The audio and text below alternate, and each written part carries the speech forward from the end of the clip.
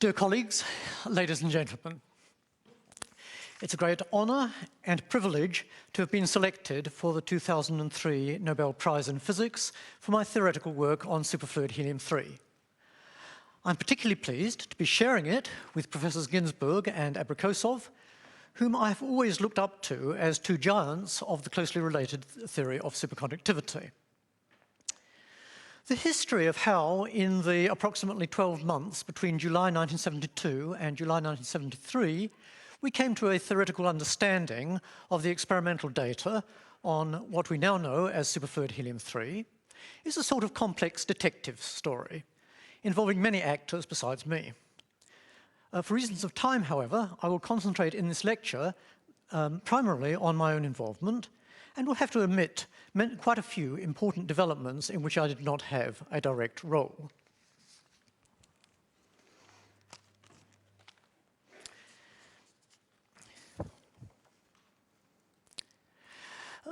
As we heard from Professor Ginzburg, helium, the element helium, comes in two stable forms, helium-4 and helium-3. Helium-4 has been known since 1908, and since 1938, it has been known to show the property of superfluidity below about 2 degrees absolute.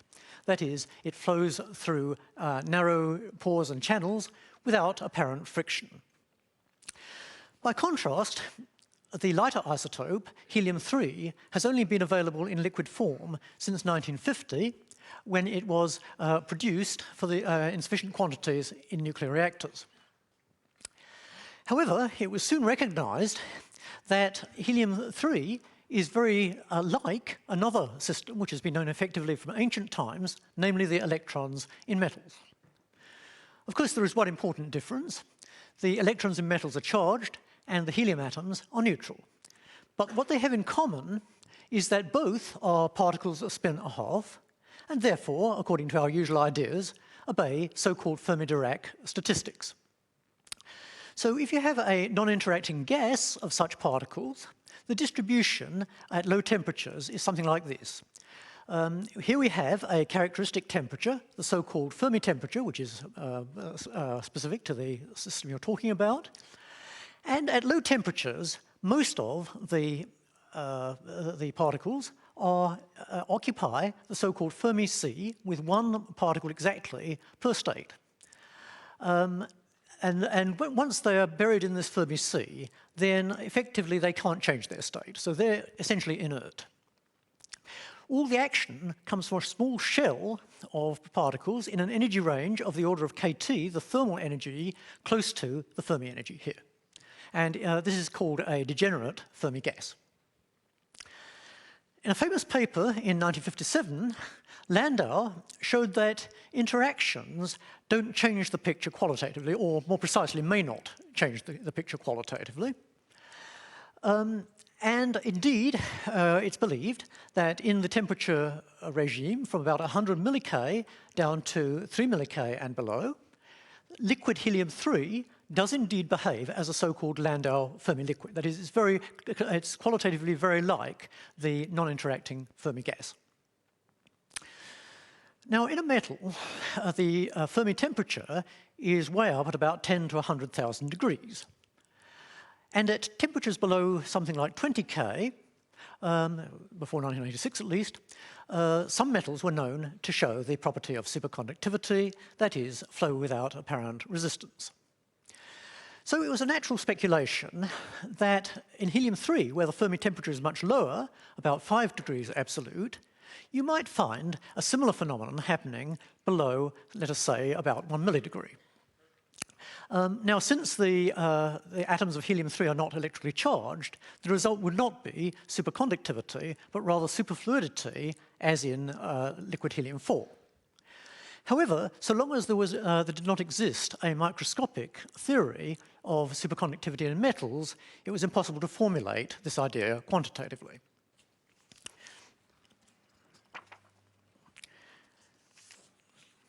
Now, as we've already heard, in the period in the early 50s, there was some very brilliant phenomenological work on the theory of superconductivity, as we've heard from Professors Ginsburg and Abrikosov. And that introduced, among other things, the idea of an order parameter, or so-called macroscopic wave function, whose exact significance at that time was not clear. The microscopic theory of superconductivity, as we now know it, was developed by my late colleague at the University of Illinois, John Bardeen, Leon Cooper, and Bob Schrieffer in 1957. And the basic idea there is that two electrons in a shell of width about kBTC, where this is the critical temperature, typically 20 degrees Kelvin or below, electrons in that small energy shell around the Fermi energy form so-called Cooper pairs. And you can think of these Cooper pairs, for present purposes, as something like giant diatomic molecules. However, these molecules are so large, typically 1 micron in size, that between the two electrons which form a Cooper pair, there are billions of other electrons, all of which are themselves forming their own Cooper pairs, which I haven't actually drawn in this picture. A very fundamental aspect of BCS theory, as it's now called, which is very critical to the discussion I'm going to give, is that in BCS theory, the Cooper pairs, once formed, cannot behave independently. They must all behave in exactly the same way, and that refers not just to their center of mass degree of freedom, but also to their internal degree of freedom, that is the one describing their structure. Now, in fact, it turns out that the macroscopic wave function, or order parameter, of Ginsburg and Landau is nothing but the common center of mass wave function of all the pairs. And its variation in space and time gives rise to the kinds of interesting effects that we've heard about. By contrast, in BCS theory, the internal wave function of the pairs is trivial. It depends only on the distance between the two particles, and that's fixed by, the dependence on that is fixed by the temperature and pressure. As regards the orientational degrees of freedom, well, the two spins in a BCS pair are always aligned exactly opposite. So the total spin of the system is 0. We have a so-called spin singlet. And moreover, the spatial wave function, the spatial relative wave function of the two pairs, is simply, as I said, simply a function of their distance apart. That is spherically symmetric, corresponding to orbital angular momentum equal to 0. So in the BCS theory of superconductivity, the Cooper pairs have no internal degrees of freedom. That is, there's no particular orientation picked out, either for the spin, because the spin is 0, nor for the orbital wave function, because the angular momentum is 0.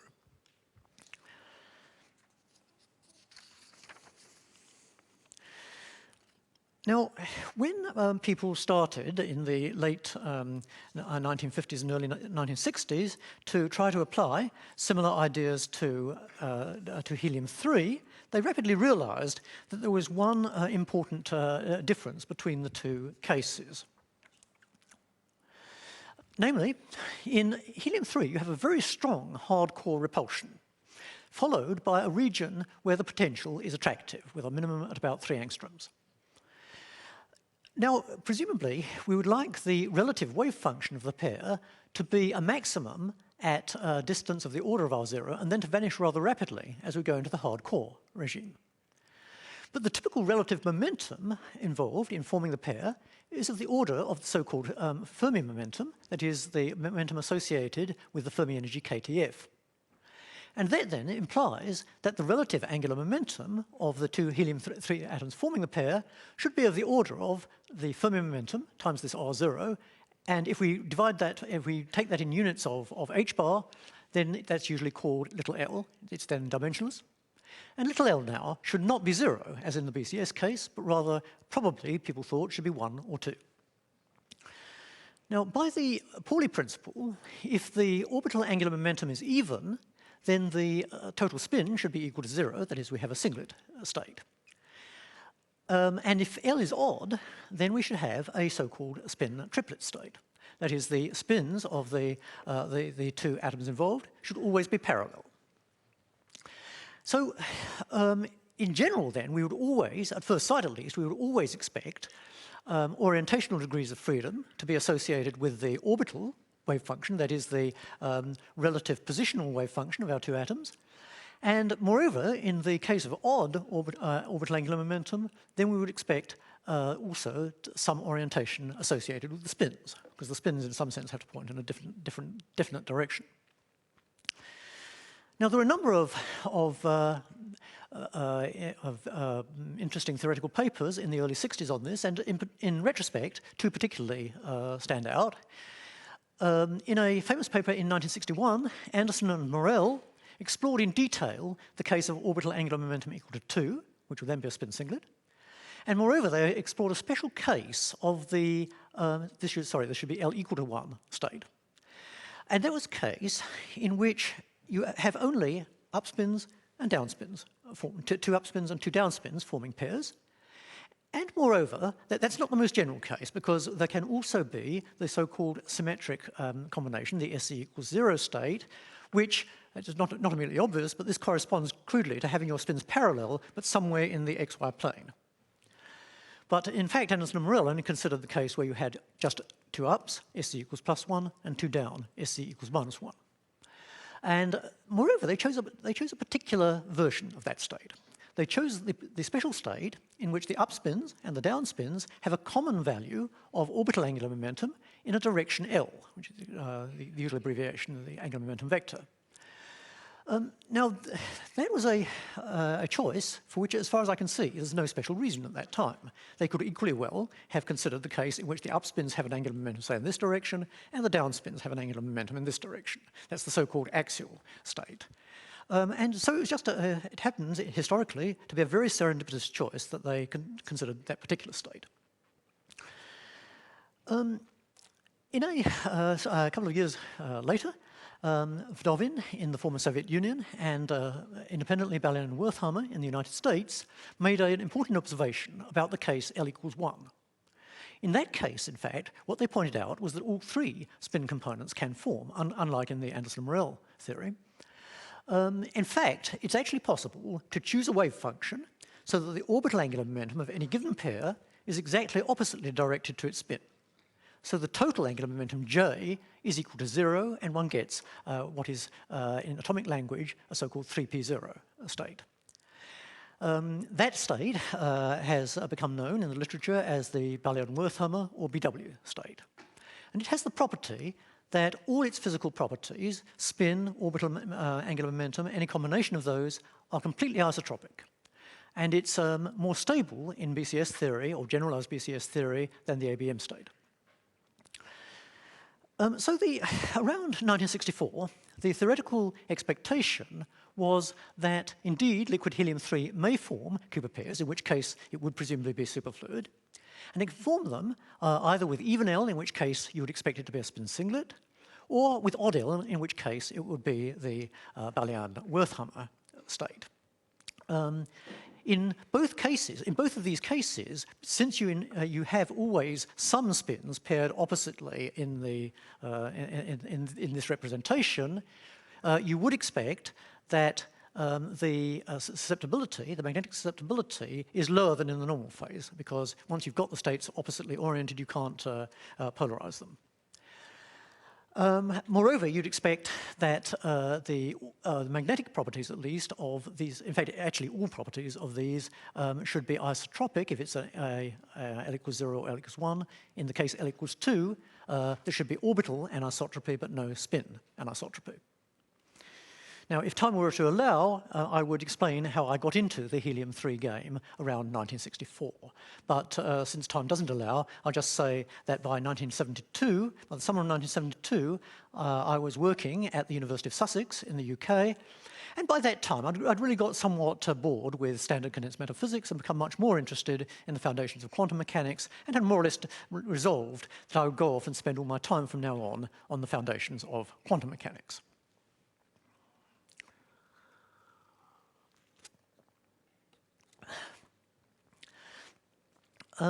In the summer of 1972, I think in July, Bob Richardson came through Sussex for a day. And he told me something which is quite extraordinary. In the earliest experiments of the Cornell group, for which, among other things, they received the Nobel Prize in 1996, they had studied a mixture of liquid and solid helium-3 along the melting curve, so they only varied the temperature, not the pressure, at temperatures below about 3 milli-K, which was where very few other people in the world, apart from them, were able to go at that time. The first experiments measured the pressurization curve, which means pressure as a function of temperature as you cool the system. And what they observed was two anomalies. And with some hindsight, one can interpret these anomalies in the following way. At high temperatures, you have the normal phase, which is, as we've seen, is well described by Landau Fermi liquid theory.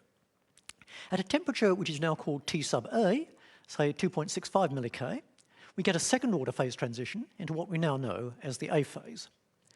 And then at a temperature of about 2 milli-K, we get a first order phase transition into what's now known as the B phase.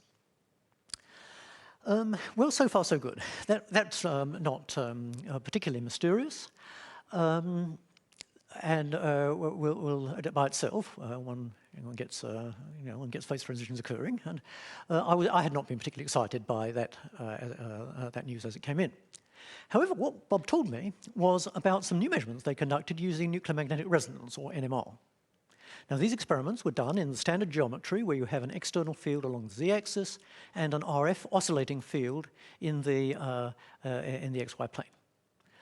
And what you measure in those experiments, crudely speaking, is the absorption of magnetic energy as a function of the frequency, omega, of the oscillating field, and by integrating that, you can get the spin susceptibility, chi.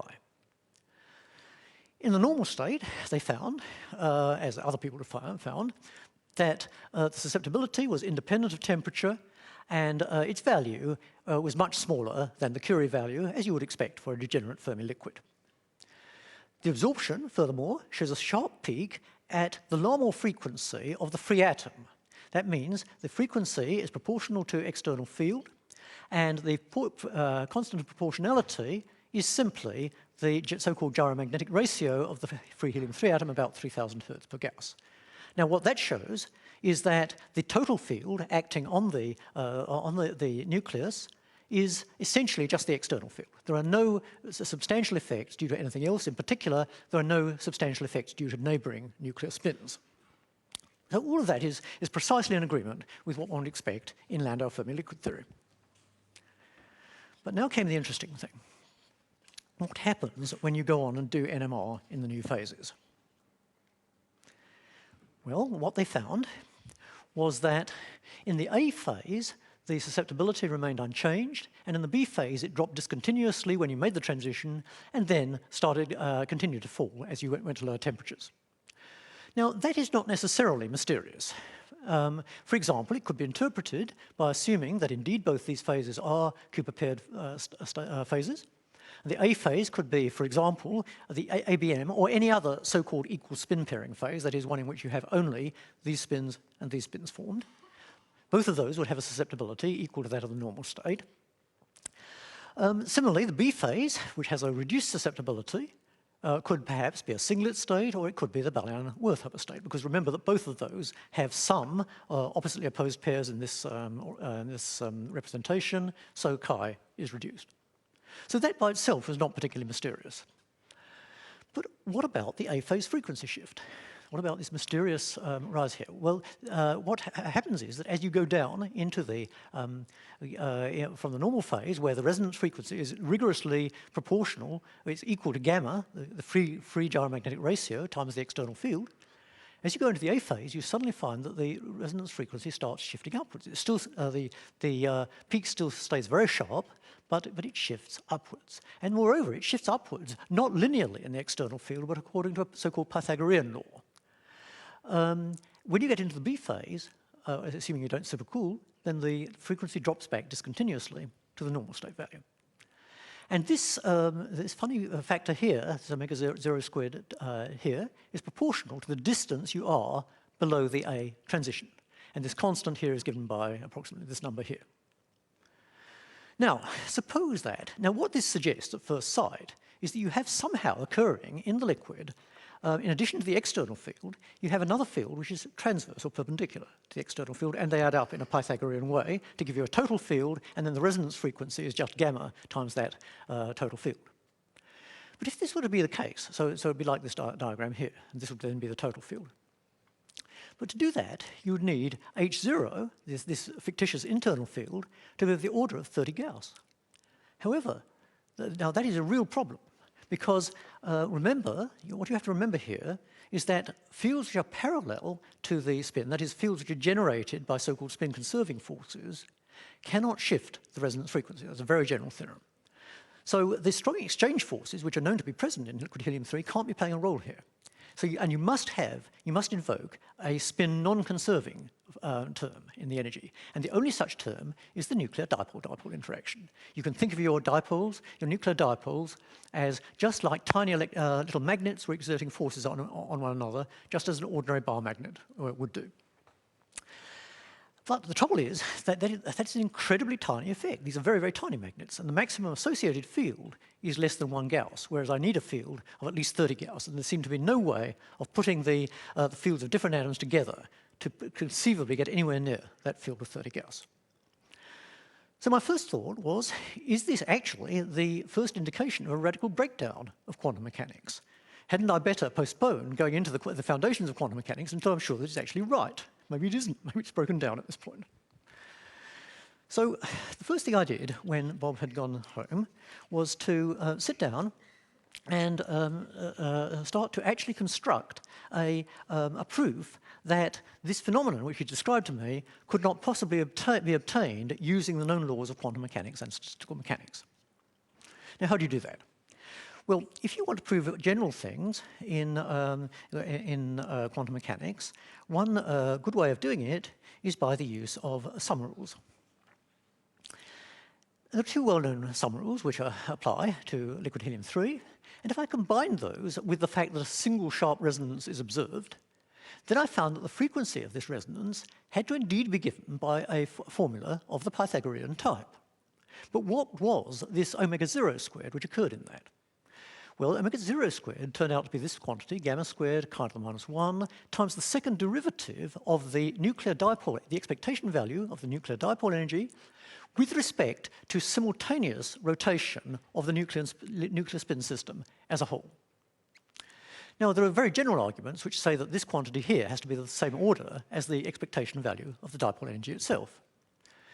So the experimental value, if I now plug in the experimental value of this omega 0 squared from the data, then what I find is that the nuclear dipole energy, or its expectation value, has to be of this form here. It has to be proportional to the distance below T sub A, and this constant here has to be of the order of 10 to the minus 3 ergs per centimeter cubed.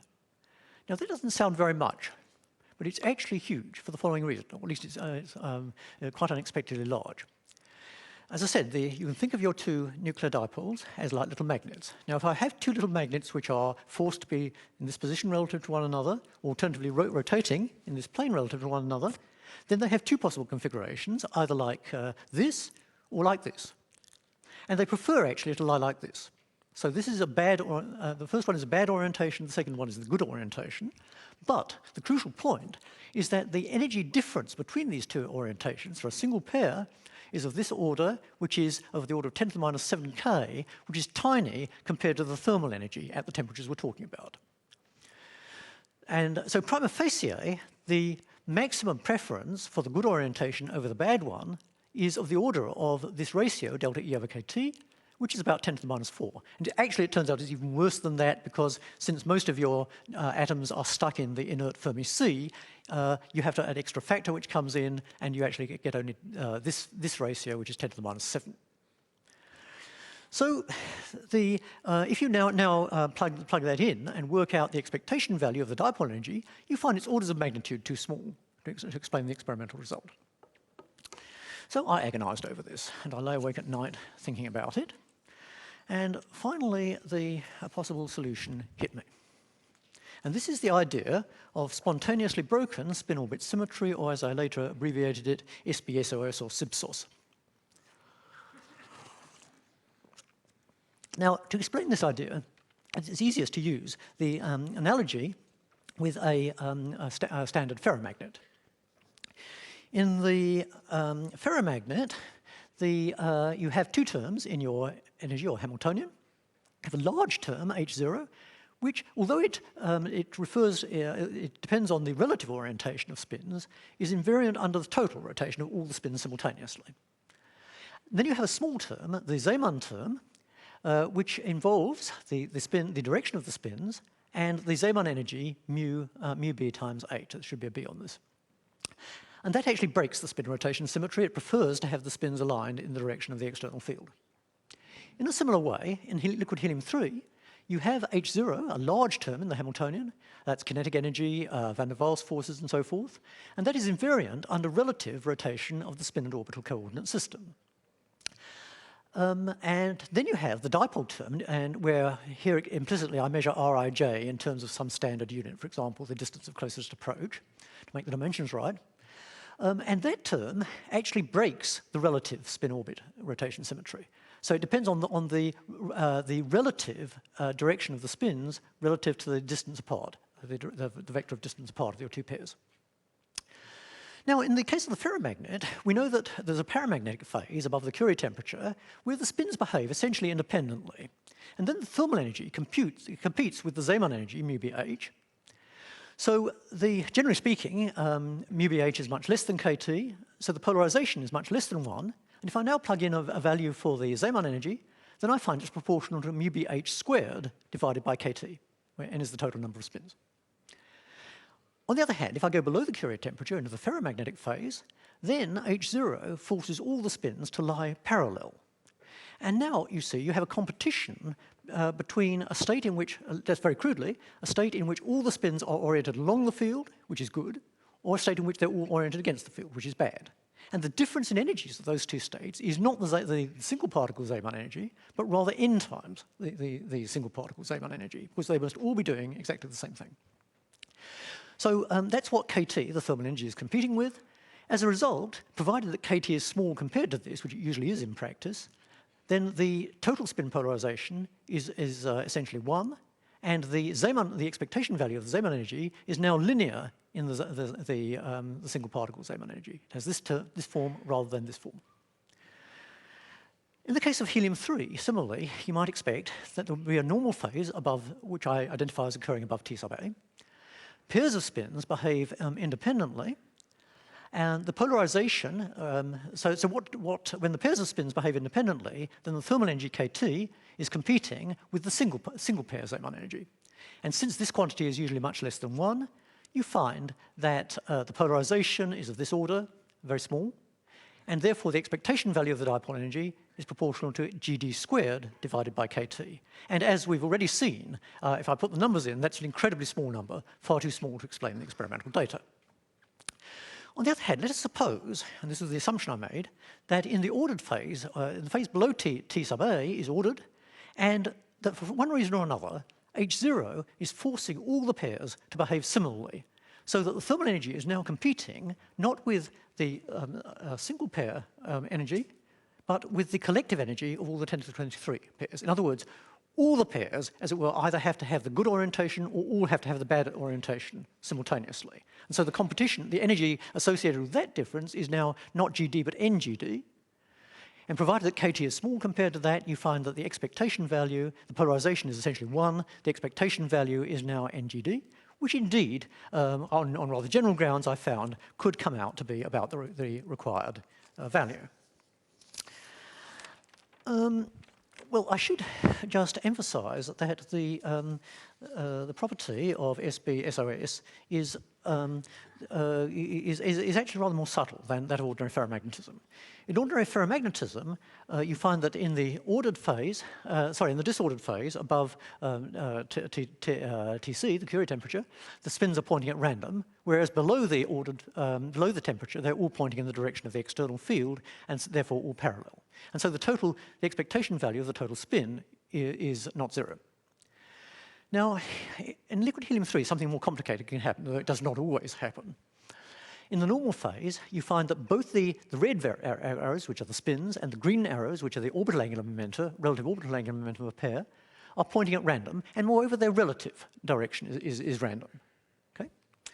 When you go into the unordered phase, you may find, and in some cases you do, that the total spin of the pair, the red arrow, is still random. It can lie anywhere in this plane. And similarly for the orbital angular momentum. However, the relative direction between the spins and orbital angular momenta, as you see, is always the same. In this particular diagram, they've been rotated 45 degrees approximately, relative to one another. So here, you have 0 expectation value for the total spin, 0 for the total angular momentum, but there is a characteristic vector, a macroscopic characteristic vector, which is still non-zero, namely the cross product L cross S, which is pointing out of the screen and is the same for all the pairs. I should emphasize that's a rather oversimplified description. There's more to it than that, but this will do for a start. So so this was the idea that hit me. Then the most obvious next question is, well, what kind of ordering could give rise to this phenomenon of spontaneously broken spin-orbit symmetry? In principle, one can think of various possibilities, but the most natural one in liquid helium-3 was obviously the Cooper pairing. And indeed, it turned out that if I postulated some state of the equal spin pairing type, say, then I could explain, in principle, both the unchanged susceptibility and the resonance shift of the A phase. And after a few temporary glitches, I did manage to calculate a number which seemed in reasonably good agreement with the experiment. So I sent off a brief communication to the low temperature conference in August of that year and wrote it up for a physical review letter. Okay, at that point, the Sussex fall semester started, and I was very busy for the next few months teaching and so on, and I hadn't got much time to do much about helium-3. How long do I have? No, 10 minutes, good. I think I can probably get through at least most of this then. So we had this situation that the A phase, at least, could be, it seemed possible that it could be identified with an equal spin pairing type of phase, and that would cope with both the susceptibility and the NMR shift. But what about the B phase? The B phase has a reduced susceptibility, and so, in principle, it could be the singlet phase or the BW phase. But it showed no resonance shift in the experiments that have been done. And in the paper, which I published in Physical Review Letters that fall, I ended by saying, since the B phase shows no resonance shift, it presumably cannot be the Balayan-Wertheimer phase, but must be something else. And that turned out to be spectacularly wrong, in fact.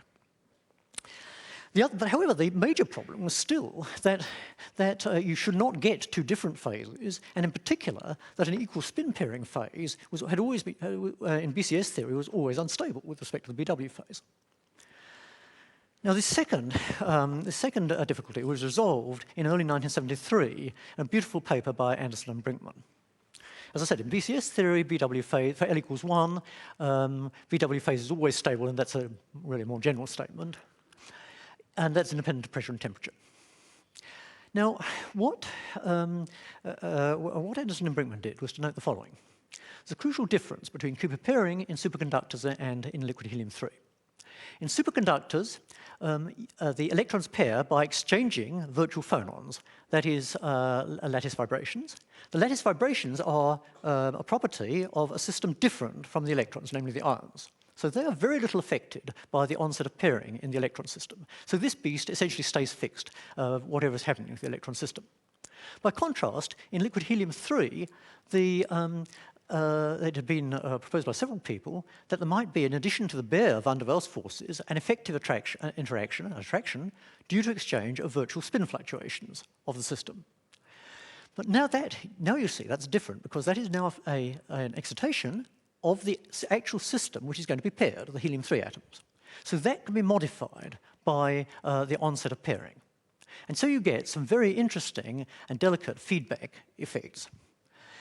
And Anderson and Brinkman were able to do a quantitative calculation of these effects. And what they showed was, came out was quite surprising. Over most of the phase diagram, the BW state is stable, just as in BCS theory. Incidentally, the phase diagram as a whole had by now been explored by John Wheatley, when I'd seen where the A phase was stable and where the B phase was.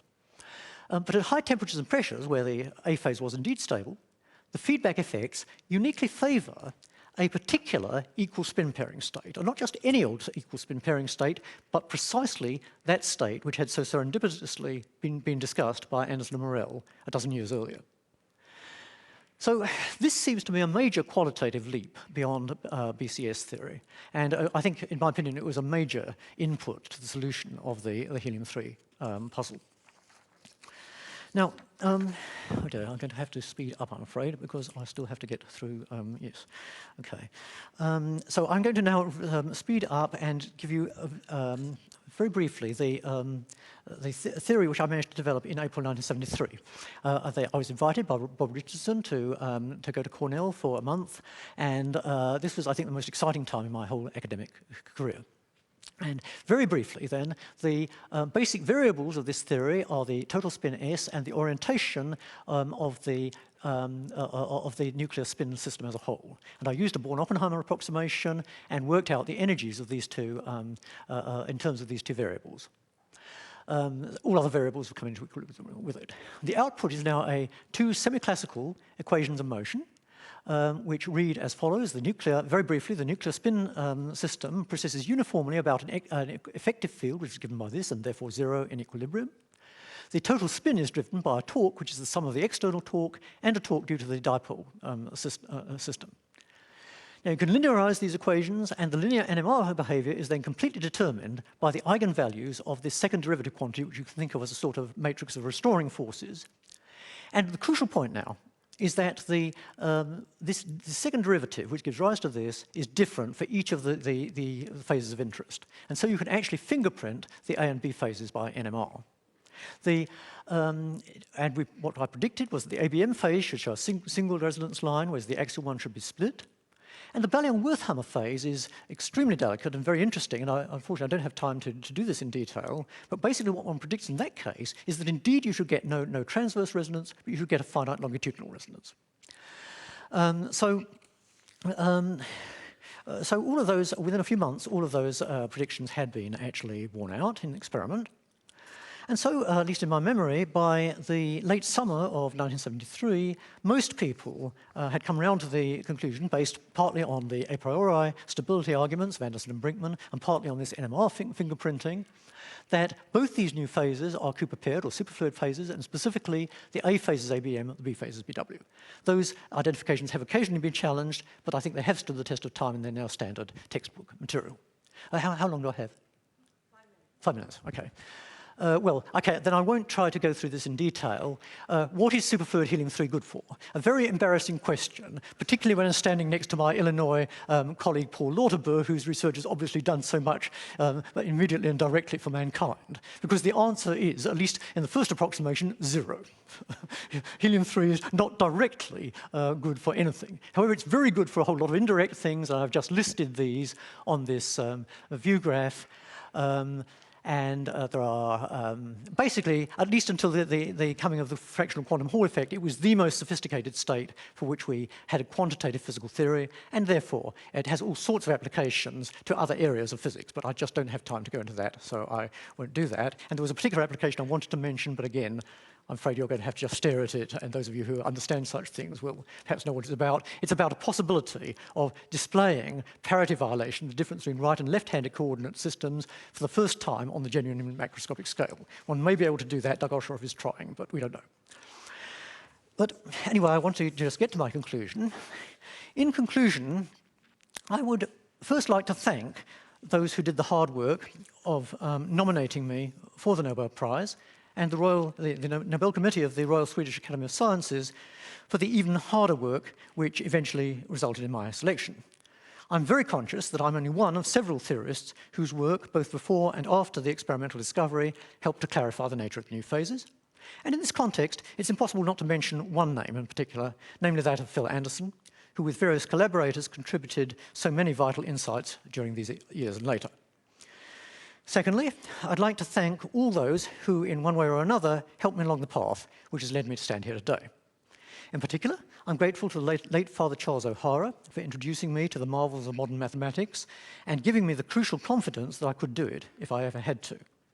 To David Brink and Michael Baker for accepting me, a classics graduate with zero formal training in physics, to do a second undergraduate degree in that subject, and to the fellows of Merton College, Oxford, for providing the means for me to do it.